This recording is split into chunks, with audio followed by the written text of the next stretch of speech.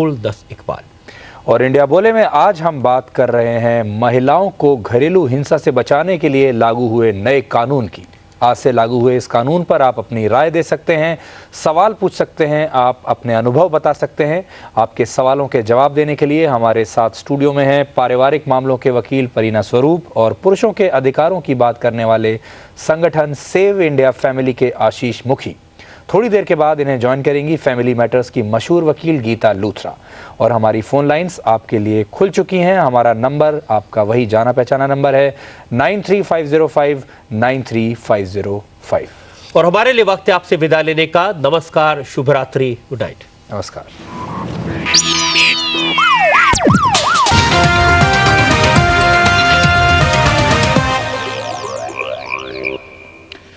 नमस्कार, इंडिया बोले में आपका स्वागत है। इंडिया बोले में आज का सब्जेक्ट है अब पत्नी को पीटना जुर्म है। हम आपको बता दें कि देश में अब एक नया कानून लागू हो गया है। यह कानून उन पुरुषों पर लगाम लगाने के लिए है जो बात बात पर अपनी पत्नी, महिला मित्र, बहन या माँ या बेटी को मारते पीटते हैं, गाली गलौज करते हैं या फिर उन पर सिर्फ इसलिए अत्याचार करते हैं क्योंकि वो महिलाएं हैं। इस बारे में आप अपने सवाल या अपनी राय हमें 9350593505 पर फ़ोन कर बता सकते हैं। आपके सवालों का जवाब देने के लिए हमारे स्टूडियो में इस वक्त दो मेहमान हैं। हमारे साथ हैं फैमिली लॉ के विशेषज्ञ हैं, सेव इंडिया फैमिली से हैं, जिनका नाम है आशीष मुखी। ये पुरुष अधिकारों के लिए काम करते आए हैं। हमारी दूसरी मेहमान है परीना स्वरूप, ये भी वकील हैं और हमारे जो कि जैसा कि हमने बताया आशीष मुखी जो सेव इंडिया फैमिली की तरफ से पुरुषों के अधिकारों के लिए संघर्ष कर रहे हैं। एक बार फिर से आपको बता दें कि आज का सब्जेक्ट है अब पत्नी को पीटना जुर्म है। आप हमें 9350593505 पर फोन कर सकते हैं। डोमेस्टिक वायलेंस एक्ट 2005 से अब ऐसी महिलाओं के अधिकारों की रक्षा होगी जो घरेलू हिंसा की शिकार हैं। इस कानून में महिला का शारीरिक या यौन शोषण करने या उसकी धमकी देने को भी घरेलू हिंसा के दायरे में रखा गया है। कानून का उल्लंघन करने वालों के लिए जेल या फिर 20,000 रुपए तक जुर्माना भी हो सकता है। इस कानून में यह भी व्यवस्था है कि मजिस्ट्रेट को ऐसे मामले का निपटारा 60 दिनों के अंदर करना होगा। यानी अब उन पुरुषों की खैर नहीं जो महिलाओं को महिला नहीं अबला मानते हैं और महिलाओं पर अत्याचार करना अपनी आदत में शुमार कर लेते हैं।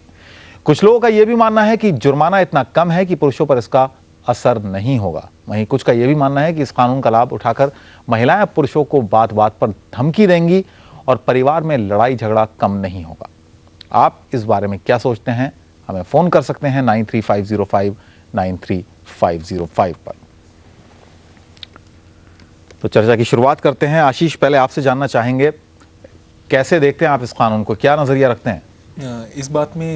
इस बारे में कहने से पहले मैं एक चीज़ को रेक्टिफाई करना चाहूँगा कि हम लोग पुरुषों के लिए काम नहीं करते। हमारी एसोसिएशन जो है वो एक मैरिटल हार्मनी और एक फैमिली हार्मनी के लिए काम करती है, जिसके अंदर पुरुष, महिलाएं, बहनें और माताएं सभी आते हैं जी। इस कानून के बारे में मैं ये कहना चाहूँगा कि दुनिया भर में भारत रेस्पेक्ट से बहुत थोड़े से एस्पेक्ट्स में देखा जाता था और उन एस्पेक्ट्स में फैमिली हार्मनी एक था। और with the emergence of this law, this aspect and family harmony of India is going to be shattered. So I am not for this law at all. Pareena, आप कैसे देखती हैं? I think this law was much awaited and I am very happy with this law because I feel कि अगर government ने जिन लोगों ने जो भागीदारी है इस लॉ को लाने में, I think they have given a boon to this nation. Because ladies, women in general were undergoing a lot of harassment and they did not have any way to show their, ways to come out of this situation. And I think this sort of I'll say this, the protection of, the Protection of Women from Domestic Violence Act 2005. Ji. is a boon to the ladies. लेकिन आपको लगता है कि एक जो इस रिश्ते में, मियाँ बीवी के रिश्ते में जो एक इमोशनल बाउंडिंग होती है, इस कानून के आ जाने के बाद जो महिला है वो उस इमोशनल बाउंडिंग के दायरे से बाहर आ जाएगी? मैं तो उस एंगल से सोच ही नहीं रही हूँ। मैं उस एंगल से सोच रही हूँ कि अब आज जो लॉ इम्प्लीमेंट हुआ है उसका इफेक्ट क्या होगा। Before even understanding the law और before even going into the depths of the law, we are thinking of the far-reaching effects. Why are we going into the far-reaching effects? First of all, मुझे लगता है कि ये जो act आया है इसको इम्प्लीमेंट होने दिया जाए, उसके लिए अवेयरनेस करा जाए। जो वुमेन ऑर्गेनाइजेशंस हैं और जितने भी अदर वेलफेयर ऑर्गेनाइजेशंस हैं, लॉयर्स हैं, जो ऑल एजुकेटेड क्लासेस हैं, दे शुड गो आउट। लेकिन बहुत सारी शंकाएं इस कानून को लेकर हैं। बात बात पर पत्नी धमकी दे सकती है हस्बैंड को, अपने मित्र को।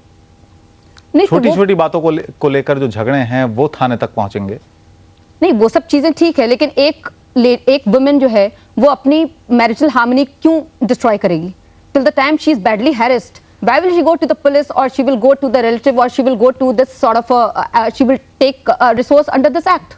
She will, first of all, she must have gone through a major harassment to undertake or to go into this sort of a क्योंकि ये देखा गया है, आपने कहा कि मैरिटल हार्मोनी क्यों डिस्ट्रॉय करेगी। 498A के सिलसिले में बहुत सारे ऐसे केसेस जो कि फर्जी केसेस थानों में दर्ज कराए गए, और उसके बाद जो कुछ हुआ वो सबके सामने है। किस तरह से प्रताड़ित होता है पति या पुरुष, वो भी सबके सामने है। या उसके परिवार 498 का जो केसेस हैं वो डाउरी है। क्या ये 498 आने से क्या ये डाउरी केसेस कम हो गए? हाँ, तो इसका मतलब इस एक्ट के आने से क्या ये केसेस कम हो जाएंगे? बिल्कुल कम नहीं होंगे। ये केसेस में कुछ सुधार आएगा, कुछ विमेन के जो लिविंग है उसमें कुछ सुधार आएगा। मैं तो ये बोलूंगी कि उसमें काफी सुधार आएगा। जो वुमेन जो हैं, जो बहुत ज्यादा सफर कर रही हैं mentally, socially, physically, in every way they are being abused, I think उसमें बहुत सुधार आएगा और उनको बहुत ज़्यादा एक तरह का एक फ्रीडम मिलेगा। कुछ एक उनको एक I think एक इस फ्रीडम की आपने बात की, इस फ्रीडम को कैसे देखते हैं आशीष? इस बारे में कहने से क्या ये फ्रीडम है इस कानून के बाद जो एक आज़ादी औरत को मिलेगी? क्या उस आज़ादी से आप संतोष करते हैं? क्या उस आज़ादी को आप मानते हैं? क्या आप सेटिस्फाई हैं? मैं किसी भी आज़ादी के विरोध में नहीं हूँ। नहीं, ये क्या आज़ादी है? मैं नहीं मानता कि इस चीज़ में आज़ादी है या ये वाली चीज़ थोड़ी आज़ादी से रिलेटेड है। और उससे पहले मैं इस चीज़ पर आना चाहूँगा कि इन्होंने कहा कि हमें दूरगामी परिणामों के बारे में सोचने की क्या ज़रूरत है। मैं इनके इस वक्तव्य से बिल्कुल सहमत नहीं हूँ, क्योंकि हमने अनुभव किया है 498A का डाउरी लॉज का मिसयूज़ का, और वो सोसाइटी और वो इंडिविजुअल्स जो अपने अनुभव से नहीं सीखते, द पर्सन और society who is not learning from the experiences, the past experiences can not evolve in a better direction. चलिए, एक कॉलर इस वक्त हमारे साथ हैं, धीरज गाजियाबाद से हैं। जी धीरज, पूछिए अपना सवाल। सर मैं ये पूछना चाह रहा हूँ, जो ये जो नियम लागू हुआ है, तो आपको ये लग रहा है जो मतलब ये गांवों में भी कुछ हो सकता है या शहर के लिए ये हो गए? जी, इनका बहुत अच्छा सवाल है, क्योंकि from the past experience we have seen, हमने ये देखा है कि 498 का भी उपयोग या उसे बोलें दुरुपयोग ज़्यादातर उन्हीं मामले में हुआ है जहां पर जो स्त्री थी जिसने आरोप लगाया 498 और दहेज के कानून के थ्रू, वो उन्हीं औरतों में से थी या उन्हीं स्त्रियों में से थी जो काफ़ी दमंग थी, मेट्रोज से थी या फिर फाइनेंशियली इंडिपेंडेंट थी, वेल एजुकेटेड थी। और जिस स्त्री वर्ग को इसकी कानून की सबसे ज़्यादा आवश्यकता है, वो थोड़ा उस तबके से है जो कि फाइनेंशियली वीक है, थोड़ा गांव से है, और वहाँ पर केसेस आजकल भी रजिस्टर नहीं हो रहे 498A के। तो सिर्फ कानून बनाना और सिर्फ उन लोगों के सामने डाल देना जहाँ पर इसका दुरुपयोग ज़्यादा हो सकता है, वो एक सरकार की सफलता नहीं है। कानून को उन लोगों तक भी पहुँचाए जिनको असल में इस चीज़ की ज़रूरत है, उसमें सरकार की सफलता है। और सरकार, आप मानती हैं कि गांवों तक जाएगा? बिल्कुल जाना चाहिए। ये तो नहीं, जाना चाहिए और जाएगा, दोनों अलग अलग बातें हैं। I'll say one thing that कि the way आप ये जो एक्ट आया है इसको प्रॉपर्ली प्रोपोगेट करना चाहिए। Like AIDS, we have propagated AIDS, that there is a treatment that AIDS is a very this thing, you know, about AIDS and about polio. These things have been circulating in the media. आप उम्मीद करती हैं सरकार से इस तरह की awareness चलाएगी? बिल्कुल, उनको अवेयरनेस, ये तो हम लोगों को उनको बताना है कि ये केवल एक्ट लाने से कुछ नहीं होगा, इसमें अवेयरनेस लाना बहुत जरूरी है। उसमें सरकार को, मीडिया को, वुमेन ऑर्गेनाइजेशंस को एंड अदर